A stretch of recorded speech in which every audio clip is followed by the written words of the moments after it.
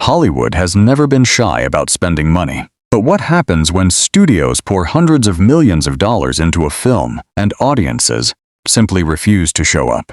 Today, we are looking at 12 of the most expensive box office disasters in Hollywood history. These are not just bad movies. These are financial catastrophes that cost studios their reputations, their franchises, and in some cases, their jobs. The numbers are jaw-dropping, and number 1 will genuinely shock you. Make sure you subscribe before we get into this, and let us start with number 12.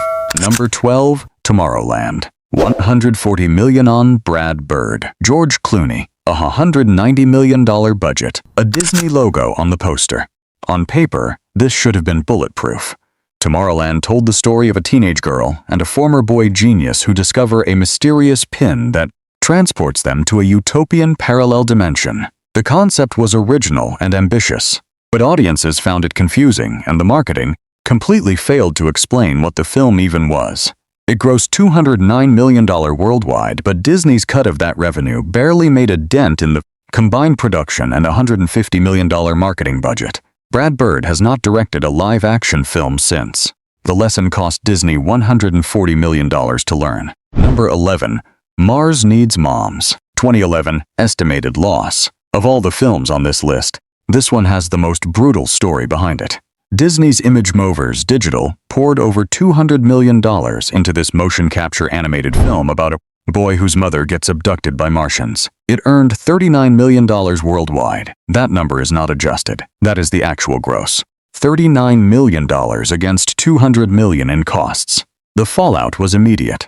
Disney shut down Image Movers Digital entirely within weeks of the release. An entire studio. Mars Needs Moms did not just bomb.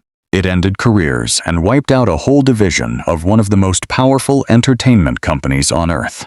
Number 10. Indiana Jones and the Dial of Destiny. 2023 estimated in dollars. Nobody wanted Indiana Jones to go out like this. Harrison Ford returned for one final adventure with a $295 million production budget and $100 million in marketing behind him. The film needed $600 million worldwide just to break even. It earned $384 million. Opening weekend was a devastating $60 million domestically, shockingly low for a franchise of this scale and legacy. The reviews were lukewarm. The audience response was worse. And one of cinema's most beloved characters rode off into the sunset not on a wave of triumph, but on a tide of disappointment. Disney confirmed losses of at least $148 million and quietly closed the book on the Indiana Jones era forever. Number 9. 2015 estimated loss. $150 million Hugh Jackman as Blackbeard. $150 million budget. Warner Bros. Betting big on a Peter Pan origin story. The trailer looked spectacular. The cast was strong. And then audiences saw it and walked straight back out. Pan earned just $128 million worldwide. Was torn apart by critics for its incoherent tone and baffling creative choices, and became one of the most discussed failures of the decade. The planned sequel was canceled before the opening weekend numbers even finished coming in. Sometimes a film fails because it is bad. Sometimes it fails because nobody asked for it. Pan managed to be both at the same time. Battleship 2012 estimated loss. $150 million. Somebody at Universal Pictures looked at a board game with no story, no characters, and no plot, and decided it was worth $209 million to turn into a movie. Taylor Kitsch, Liam Neeson, and Rihanna starred in a film where the United States Navy fights an alien invasion in the Pacific Ocean. Internationally, it performed reasonably, but domestically audiences were indifferent, earning just $65 million in the US. When marketing costs were added to the production budget, Universal had lost approximately $150 million. It also cemented the reputation of Taylor Kitsch as one of Hollywood's most expensive leading man experiments. John Carter had already bombed, earlier that same year with him in the lead role. Number 7. King Arthur, Legend of Celestine, estimated loss. $150 million. And Warner Brothers wanted a franchise. Guy Ritchie wanted to reinvent a legend. Charlie Hunnam wanted to be an action star. None of them got what they wanted. King Arthur, Legend of the Sword cost $175 million to produce and was designed as the first film in a planned 6-part series. It earned just $148 million worldwide, not even covering the production budget alone before marketing costs were added. Critics called it visually chaotic and narratively exhausting. Audiences agreed by not showing up. The 6-film franchise plan was quietly shelved. The King Arthur Cinematic Universe died before it ever took a single breath. Number 6, 47 Ronin. Lost $175 million. Universal Pictures envisioned this as their Lord of the Rings set in feudal Japan. Keanu Reeves in the lead, a $175 million budget, a story rooted in one of the most celebrated legends in Japanese history. What followed was one of the most troubled productions in Hollywood history. The film was delayed twice. The director was fired during post-production, and extensive reshoots pushed costs even higher. When it finally opened on Christmas Day 2013, it earned just $20 million over 5 days domestically. Japan, the one market Universal was counting on most, barely showed up either. The Hollywood Reporter predicted losses of $175 million. They were right. Universal took a rare preemptive write-down on the film before it even opened, essentially waving the white flag before audiences had a chance to respond. Number 5. Mortal Engines. Loss. $175 million. Peter Jackson's name on a film should mean something. After the Lord of the Rings trilogy and King Kong, his involvement as producer and co-writer on Mortal Engines should have been a guaranteed draw. It was not. The film, set in a future where cities roll across the earth on giant wheels consuming smaller towns, opened to $7.5 million domestically.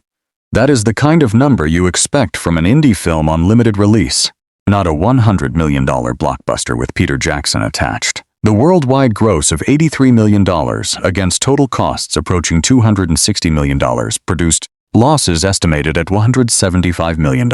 Universal had a genuine vision with this one. The audience simply never came to see it. Number 4. The Lone Ranger. Estimated loss. $190 million. Disney reunited the exact team that made Pirates of the Caribbean one of the most successful franchises in history. Jerry Bruckheimer, Gore Verbinski, and Johnny Depp. Then handed them $225 million and told them to do it again with a masked cowboy. It did not work.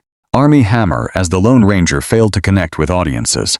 Depp's Tonto divided critics sharply, and the film ran for nearly 2.5 hours in the summer heat when audiences wanted something lighter and faster. It earned $260 million worldwide against a break-even point of $450 million, and Disney lost approximately $190 million.